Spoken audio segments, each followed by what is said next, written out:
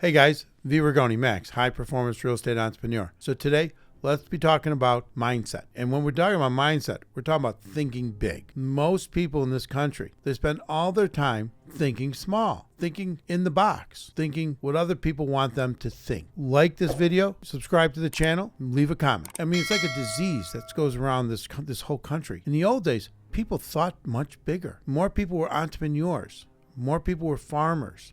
They had to run their own thing, do their own thing. They had to think bigger. Now, people don't want to think big. They're scared to think big. And what do I mean by that? Let me give you an example.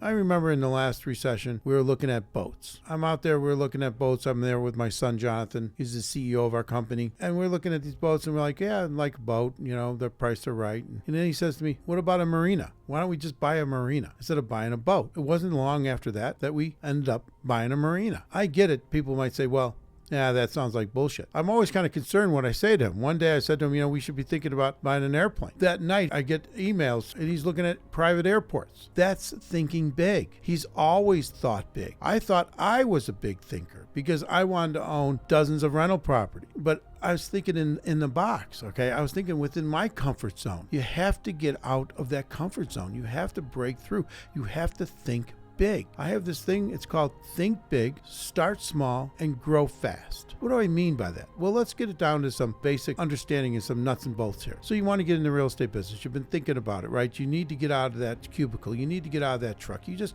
can't take one more day going to that Amazon distribution center. It's a killer. It's tough. It's difficult. You want to control your time. You're thinking, well, I want to get into real estate. Well, you got to start somewhere. You got to start with that first property. I recently was listening to a podcast. Robert Kiyosaki and Grant Cardone were talking about real estate. And then it all went off the friggin' rails. Because Robert Kiyosaki is more of a nuts and bolts kind of guy. And Grant, he's much more of a huge thinker. And he's saying that people shouldn't get into real estate unless they're buying at least 36 units. And Robert is saying they should be buying single family homes to start and learn the business and then accelerate. And I understand why Grant was talking about buying the larger properties because he's also very interested in having people invest in his funds. But bottom line is you can combine the two.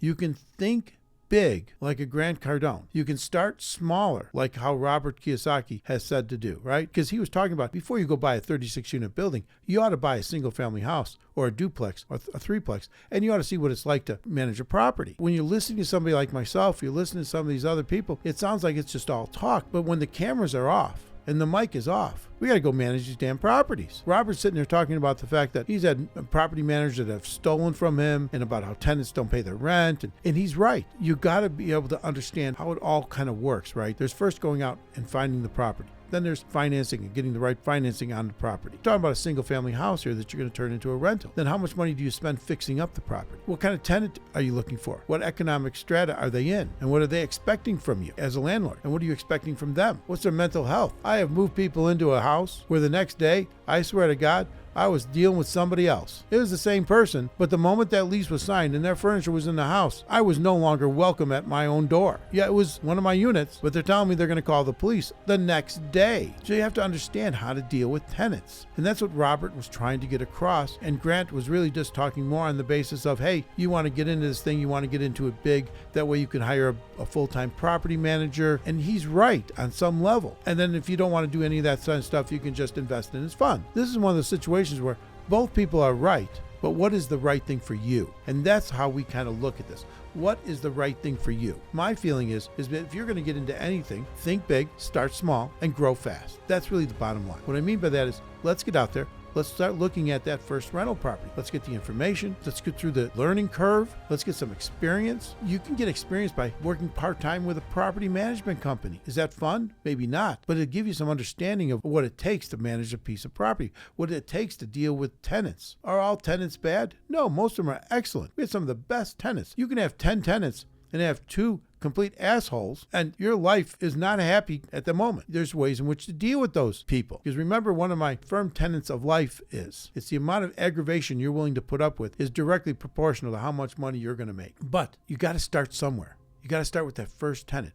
You got to start with that first rental property. And then you'll learn. And then you go to the next one. Now, what do I mean by think big? Well, you're thinking multifamily. You're starting in single family, maybe duplex, maybe triplex. Why? Well, because it's the easiest way to finance. You can get a residential mortgage on those properties. You can get an FHA mortgage and only have to have 3.5%. There's all these things we're going to talk about, why it's easy to start small. In other words, if you're going to go out and you want to buy a $200,000 duplex at 3.5% down, last time I checked, is like $7,000. It's only going to cost you $7,000. Or if you buy a $150,000 single family home, you can put that kind of money together. To buy a 36 unit building, well, that takes a whole nother level of understanding. It takes a whole nother level of capital formation, understanding what that capital stack is going to look like. Where's the equity? Where's the debt?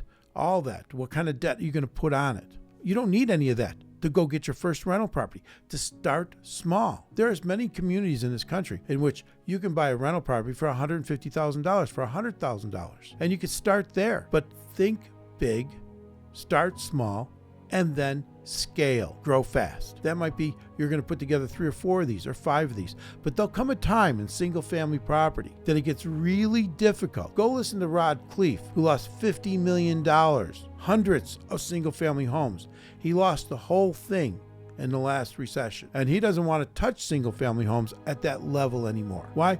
Because if you own 50 homes, that means you got to go to 50 different locations. There's very difficult to scale. You got 50 different faucets, 50 different furnaces, 50 different roofs, 50 different tenants like everyone had, but they're all separated. They're all over. There is a problem with that. So that's why when you go to scale from what you're talking about, you go scale in multifamily. But you start with a single family, a duplex, a quad. Why? Because it's the easiest to finance at a low down payment. Everybody wants you to own a house, and at the same time, you're getting the experience. Should you spend the next 5 years doing it? No. You should get all the experience you need in 24 months and be ready to start rolling it up, going bigger. But it takes a little bit of time to get the experience. That's what I'm talking about here. So, was Robert Kiyosaki right? Absolutely. Do I agree 100% with what he was talking about as far as starting with a single family home?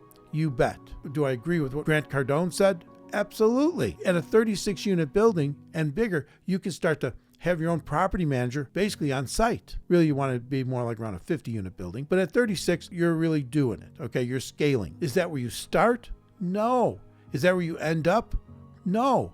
It's the middle ground to getting to the 100 unit building, the 150 unit building. They're both right, but what's right for you? If you're out there and you own 3 or 4 or 5 single family homes, well, you may be really thinking about this is the time to start to scale into multifamily. Package those homes up, sell them out as a package, and then start to move that money, do the exchange, tax-free exchange, right? The 1035 exchange into a bigger property, into a multifamily, and then scale from there. That's what we're talking about here. So let's get on with it. Let's start thinking about it. Remember, what are we talking here? Think big, start small, and grow fast. And if you do that, you're going to be on your way to your financial freedom. You're going to be on your way to be able to live the life you want to live, have the freedom for you and your family. Remember, I'm already developing the legacy for my kids, for my grandkids. It even says in the Bible, a righteous man provides a legacy for his children's children. Is that legacy a job you're going to do or going to work for? Is that legacy a W-2? I don't think so. Most likely not. That legacy is either showing them the right way to do something, how to grow, how to get your financial freedom. Because it's not all about money.